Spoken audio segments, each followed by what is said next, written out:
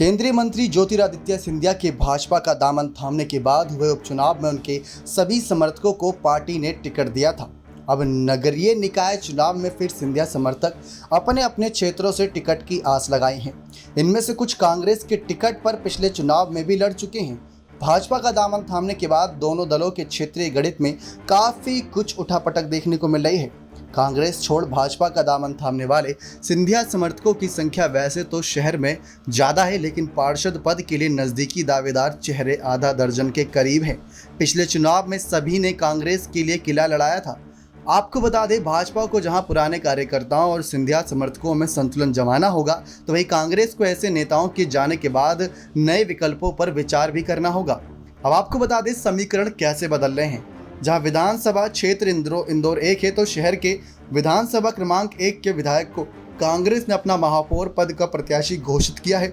इन्हीं के नज़दीकी रिश्तेदार ने ज्योतिरादित्य सिंधिया के भाजपा में शामिल होने के बाद केसरिया दुपट्टा पहन लिया था। अब ये वार्ड क्रमांक 13 से टिकट की आस में है और कैबिनेट मंत्री से नज़दीकी के जरिए टिकट की जुगत में भी हैं। टिकट की होड़ में कितने भाग्यशाली होंगे यह समय बताएगा। और दूसरी तरफ अगर इंदौर क्षेत्र दूसरी की बात करें, तो शहर के 2 नंबर विधानसभा में स्थानीय विधायक रमेश मेंदोला की पसंद से ही टिकट तय होते हैं, लेकिन शहर में सिंधिया के सबसे भरोसेमंद चेहरे को इसी क्षेत्र से टिकट की चाहत है। अब सिंधिया से नज़दीकी इतनी है कि क्रिकेट के तमाम दिग्गजों को नज़रअंदाज करते हुए सिंधिया ने इन्हें बीसीसीआई भेज दिया था। इनके पिता भी कांग्रेस के पार्षद रह चुके हैं। कोरोना काल में सामाजिक कार्य करते हुए मैदानी पकड़ भी मजबूती थी। अब ये वार्ड 33 से टिकट की चाहत रखते हैं, जो इस बार सामान्य श्रेणी का है। पिछली बार ये वार्ड पिछड़ा वर्ग के लिए आरक्षित था और एमआईसी सदस्य राजेंद्र राठौर ने नज़दीकी अंतर से जीत हासिल की थी। यही के वार्ड 31 से एक अन्य सिंधिया समर्थक होड़ में है। पिछली बार ये कांग्रेस की टिकट पर चुनाव हार गए थे। तो दूसरी तरफ विधानसभा 3 का वार्ड 64 सामान्य वर्ग के लिए आरक्षित है। यहाँ से जिस सिंधिया समर्थक को टिकट की आस है, वह पिछली बार उनकी पत्नी कांग्रेस के टिकट पर यहीं से लड़ी थी, मगर भीतरघात का शिकार हो गई थी। इस बार फिर दावा कर रहे हैं, लेकिन यहाँ स्थानीय विधायक आकाश विजयवर्गीय की सहमति अहम होगी।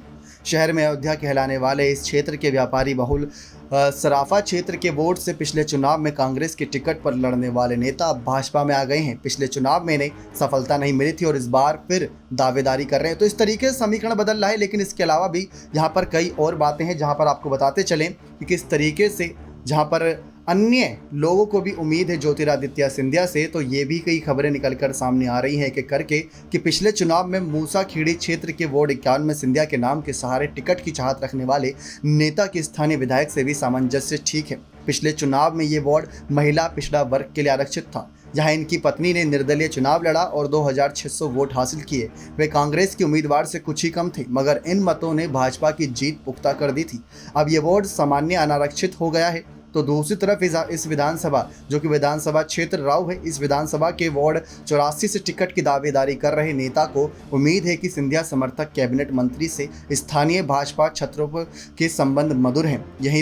यही रिश्ते इन्हें टिकट दिला सकते हैं। कांग्रेस बहुत बड़ी पार्टी है, किसी के जाने से फर्क नहीं पड़ेगा, हमारे पास बहुत से उम्मीदवार हैं। ये सब बातें विनय बाकवेल शहर अध्यक्ष कांग्रेस ने कही थी। तो सभी भाजपा के कार्यकर्ता हैं, पार्टी को जो भी योग्य लगेगा उसे टिकट जाएगा, ऐसा गौरव रणदीवे नगर अध्यक्ष भाजपा कहना है। लेकिन अब देखना यही होगा किस तरीके से ज्योतिरादित्य समर्थकों की दावेदारी से उलझे दोनों दलों के क्षेत्रीय गणित में और क्या उठापटक देखने को मिलती है। बने रहें चैनल के साथ ऐसी और तमाम बड़ी खबरों के लिए नेक्स्ट 9 न्यूज़ रूम।